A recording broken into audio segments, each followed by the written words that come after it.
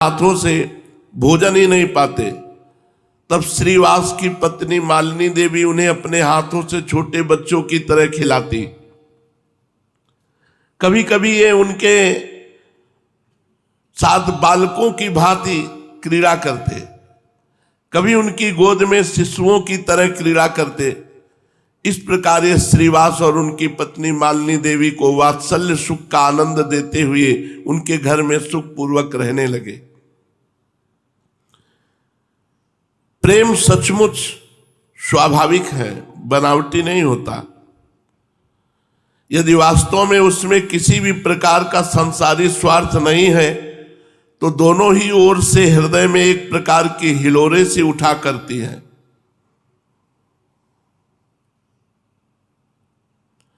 सीने में दिल को खींचता हुआ सा देखकर ही अनुमान करते हुए कहते हैं, इसको उसको ही कहते होंगे शायद सीने में जैसे कोई दिल को मला करे। ये प्रेम की एक स्थिति होती है। जो मैं ऐसा जानती प्रीत के दुख होए, नगर ढिंढोरा पीटती अजी प्रीति न करियो कोय। प्रेम में एक मीठा मीठा दर्द होता रहता है अपने प्रीतम के चिंतन में। निश्चयात्मक क्रिया देने में डरती है। अद्वैताचार्य जी शांतिपुर में बैठे हुए महाप्रभु से प्रेम कर रहे हैं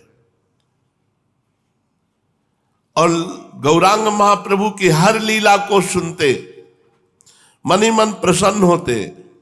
अपने प्यारे की प्रशंसा सुनकर हृदय में स्वाभाविक ही एक प्रकार की गुदगुदी सी होने लगती है। महाप्रभु चैतन्य देव का यशा सौरभ अब धीरे धीरे संपूर्ण गौड़ देश में व्याप्त हो चुका था। आचार्य प्रभु के भक्ति भाव की बातें सुनकर आनंद में विभोर होकर नृत्य करने लगते और अपने आप ही कभी कभी कह उठते, गंगा जल और तुलसी दल से मैंने चिरकाल तक भक्त भय भंजन भगवान का अर्चन पूजन किया था। ऐसा प्रतीत होता है कि मेरा वह पूजन अब सफल हो गया। गौरहरि भगवान चैतन्य महाप्रभु के रूप में प्रकट होकर भक्तों के दुखों को दूर करेंगे। उनका हृदय बार बार कहता, प्रभु की छत्र छाया में रहकर अनेकों भक्त पावन बन रहे हैं। वे अपने को गौरहरि के संसर्ग और संपर्क से कृतकृत्य बना रहे हैं। मन कहता अद्वैताचार्य का कि तू भी चल करके अपने इस नीरस जीवन को सार्थक क्यों नहीं बना लेता। किंतु प्रेम में भी एक प्रकार का मीठा मीठा मान होता है। अपने प्रिय की कृपा की प्रतीक्षा में भी एक प्रकार का अनिर्वचनीय सुख मिलता है। इसीलिए थोड़े ही देर बाद वे फिर सोचते, मैं स्वयं क्यों चलूं, जब ये ही मेरे इष्ट देव हैं तो मुझे स्वयं बुलावे, बिना बुलावे मैं क्यों जाऊं। इन्हीं सब कारणों से इच्छा होने पर भी अद्वैताचार्य नवद्वीप नहीं आते थे। इधर महाप्रभु को जब भावावेश होता तभी जोर से चिल्ला उठते कि नाड़ा कहाँ है। नाड़ा अद्वैताचार्य जी को कहते थे। हमें बुलाकर स्वयं शांतिपुर में जा छिपा, उसी की हुंकार से तो हम आए हैं। पहले तो भक्तगण नाड़ा का अर्थ ही नहीं समझ पाए कि महाप्रभु का अभिप्राय किससे है। जब श्रीवास पंडित ने दीनता के साथ जानना चाहा कि नाड़ा कौन है, तब प्रभु ने स्वयं ही बतलाया, अद्वैताचार्य। अद्वैताचार्य की प्रार्थना पर हम जगत उद्धार के लिए अवनी तल पर अवतीर्ण हुए हैं। नाड़ा कहने का हमारा अभिप्राय अद्वैताचार्य से है। अब तो नित्यानंद महाप्रभु के नवद्वीप आ जाने से गौरांग का आनंद अत्यधिक बढ़ गया। अब वे अद्वैताचार्य के बिना कैसे रह सकते थे। अद्वैताचार्य और नित्यानंद ये तो उनके परिकर के प्रधान स्तंभ थे। इसलिए एक दिन एकांत में प्रभु ने श्रीवास पंडित के छोटे भाई राम से शांतिपुर जाने के लिए संकेत किया। प्रभु का इशारा पाकर रमाई पंडित को परम प्रसन्नता हुई। वे उसी समय अद्वैताचार्य को लिवाने के लिए शांतिपुर चल दिए। शांतिपुर में पहुंचने पर रमाई पंडित आचार्य के घर गए। उस समय आचार्य अपने घर के सामने बैठे हुए थे। दूर से ही श्रीवास पंडित के भाई को आते देखकर वे गदगद हो उठे। उनकी प्रसन्नता का पारावार नहीं रहा। आचार्य समझ गए कि अब हमारे शुभ दिन आ गए। कृपा करके महाप्रभु ने हमें स्वयं बुलाने के लिए रमाई पंडित को भेजा है। भगवान भक्त की प्रतिज्ञा की इतनी अधिक परवाह करते हैं कि उसके सामने अपना सर्वेश्वर भूल जाते हैं। इसी बीच रमाई पंडित ने आकर अद्वैताचार्य को प्रणाम किया। अद्वैताचार्य ने भी उनका प्रेमालिंगन किया। आचार्य से प्रेमालिंगन पाकर रमाई पंडित एक ओर खड़े हो गए और आचार्य की ओर देखकर कुछ मुस्कुराने लगे। उन्हें मुस्कुराते देखकर आचार्य कहने लगे, मालूम होता है महाप्रभु ने मुझे स्मरण किया है, किंतु मुझे कैसे पता चले कि यथार्थ में वे ही मेरे प्रभु हैं। जिन प्रभु को पृथ्वी पर संकीर्तन का प्रचार करने के निमित्त मैं प्रकट करना चाहता था, वे मेरे आराध्य देव महाप्रभु ये ही हैं। इसका तुम लोगों के पास कुछ प्रमाण है? कुछ मुस्कुराते हुए रमाई पंडित ने कहा, आचार्य महाशय, हम लोग तो उतने पंडित तो नहीं हैं। प्रमाण और हेतु तो आप जैसे विद्वान ही समझ सकते हैं, किंतु हमें इतना अवश्य समझते हैं कि प्रभु बार बार कीर्तन के समय आपका स्मरण करते हुए कहते हैं, अद्वैताचार्य ने ही हमें बुलाया है, उसी के हुंकार के वशीभूत होकर हम भूतल पर आए हैं। लोकोद्धार की सबसे अधिक चिंता अद्वैताचार्य को ही थी, इसलिए उनकी चिंता को दूर करने के निमित्त श्री कृष्ण संकीर्तन द्वारा लोकोद्धार करने के निमित्त ही हम अवतीर्ण हुए हैं। अद्वैताचार्य जी मन ही मन बहुत प्रसन्न हो रहे थे। प्रभु की दयालुता, भक्तवत्सलता और कृपालता का स्मरण करके उनका हृदय द्रवीभूत हो रहा था। प्रेम के कारण उनका कंठ अवरुद्ध हो गया। इच्छा करने पर भी वे कोई बात मुख से नहीं कह सकते थे। प्रेम में गदगद होकर वे रुदन करने लगे। पास में ही बैठी हुई उनकी धर्मपत्नी सीता देवी ने भी आचार्य की ऐसी दशा देखकर प्रेम के कारण अश्रु बहाने लगी। आचार्य का पुत्र भी माता पिता को प्रेम में विह्वल देखकर रुदन करने लगा। कुछ काल के अनंतर अद्वैताचार्य के प्रेम का वेग कुछ कम हुआ।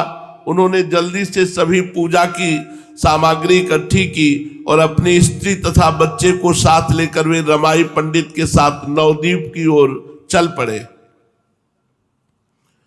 नवद्वीप में पहुंचने पर आचार्य ने रमाई पंडित से कहा, देखो, हम इस प्रकार प्रभु के पास नहीं जाएंगे। हम यहीं नंदनाचार्य के घर में ठहरते हैं। तुम सीधे घर चले जाओ। यदि प्रभु हमारे आने के संबंध में कुछ पूछे तो तुम कह देना वे नहीं आए। यदि उनकी हमारे प्रति यथार्थ प्रीति होगी तो वे हमें यहां से स्वयं ही बुला लेंगे। वे हमारे मस्तक पर अपना चरण रखेंगे, तभी हम समझेंगे कि उनकी हमारे ऊपर कृपा है और हमारी ही प्रार्थना पर वे जगत उद्धार के निमित्त अवतीर्ण हुए हैं। आचार्य की ऐसी बात सुनकर रमाई पंडित अपने घर चले गए। शाम के समय सभी भक्त आ करके श्रीवास पंडित के घर एकत्रित होने लगे। कुछ काल के अनंतर महाप्रभु भी पधारे। आज महाप्रभु घर में प्रवेश करते ही भावावेश में आ गए और भावावेश में जल्दी से भगवान के आसन पर विराजमान हो गए और जोरों के साथ कहने लगे, नाड़ा शांतिपुर से तो आ गया है, किंतु हमारी परीक्षा के निमित्त नंदनाचार्य के घर छिपा बैठा है। अब भी हमारी परीक्षा करना चाहता है। उसी ने तो हमें बुलाया है और अब वही परीक्षा करना चाहता है। प्रभु की इस बात को सुनकर भक्त आपस में एक दूसरे का मुख देखने लगे। नित्यानंद महाप्रभु मन ही मन मुस्कुराने लगे। मुरारी गुप्त ने उसी समय प्रभु की पूजा की। धूप दीप नैवेद्य चढ़ाकर सुगंधित पुष्पों की माला प्रभु के गले में पहनाई और खाने के लिए सुंदर सुवासित तांबूल दिया। इसी समय रमाई पंडित ने सभी वृत्तांत जाकर अद्वैताचार्य से कहा। सब वृत्तांत सुनकर आचार्य चकित से हो गए और प्रेम में बेसुध से हुए गिरते पड़ते श्रीवास पंडित के घर आए। जिस घर में महाप्रभु विराजमान थे, उस घर में प्रवेश करते ही अद्वैताचार्य को प्रतीत हुआ कि संपूर्ण घर प्रकाशमय हो रहा है। कोटि सूर्यों के सदस्य प्रकाश उस घर में विराजमान है। उन्हें प्रभु की तेजोमयी मूर्ति के स्पष्ट दर्शन न हो सके। असह्य तेज के प्रभाव को आचार्य सहन न कर सके। उनकी आंखों के सामने चकाचौंध सी छा गई। वे मूर्छित होकर भूमि पर गिर पड़े और देहली से आगे पैर न बढ़ा सके। भक्तों ने वृद्ध आचार्य को उठाकर महाप्रभु के सन्मुख लिटाया।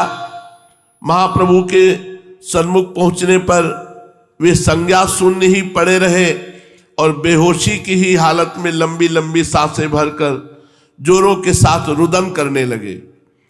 उन वृद्ध तपस्वी विद्वान अद्वैताचार्य की ऐसी अवस्था देखकर सभी उपस्थित भक्त आनंद सागर में गोते खाने लगे और अपनी भक्ति को तुच्छ समझकर रुदन करने लगे। थोड़ी देर के अनंतर महाप्रभु ने कहा, आचार्य उठो, अब देर करने का क्या काम है। तुम्हारी मनः कामना पूर्ण हुई। चिरकाल की तुम्हारी अभिलाषा के सफल होने का समय अब सन्निकट आ गया। अब उठकर हमारी विधिवत पूजा करो।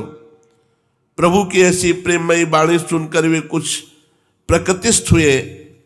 भोले बालक के समान 70 वर्ष के श्वेत केश वाले विद्वान अद्वैताचार्य जी सरलता के साथ प्रभु का पूजन करने के लिए उद्यत हुए।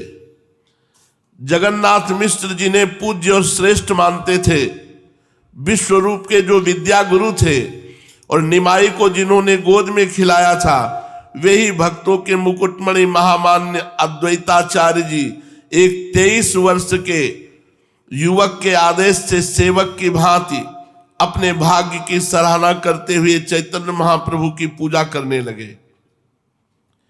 इसे तो ही विभूति मत्ता कहते हैं, इसे ही भगवत्ता कहते हैं, जिसके सामने सभी झुक जाएं, जिसके प्रभाव से जाति कुल रूप तथा अवस्था में छोटा होने पर भी पुरुष सर्व पूज्य समझा जाता है। अद्वैताचार्य ने सुवासित जल से पहले महाप्रभु के चरणों को पखारा, फिर पाद्य अर्घ्य देकर सुगंधित चंदन प्रभु के श्री अंगों में लेपन किया। तदनंतर अक्षत धूप दीप नैवेद्य आदि चढ़ाकर सुंदर माला प्रभु के गले में पहनाई और तांबूल देकर वे हाथ जोड़कर गदगद कंठ से स्तुति करने लगे। रोते रोते वे बार बार इस श्लोक का गान करते, नमो ब्रह्मण्य देवाय गो ब्राह्मण हिताय च जगद्धिताय कृष्णाय गोविंदाय नमो नमः। श्लोक पढ़ते पढ़ते वे और भी गौरांग महाप्रभु को लक्ष्य करके भांति भांति की स्तुति करने लगे। स्तुति करते करते वे बेसुध से हो गए। इसी बीच अद्वैताचार्य की पत्नी सीता देवी ने महाप्रभु की पूजा की। महाप्रभु ने भावावेश में आकर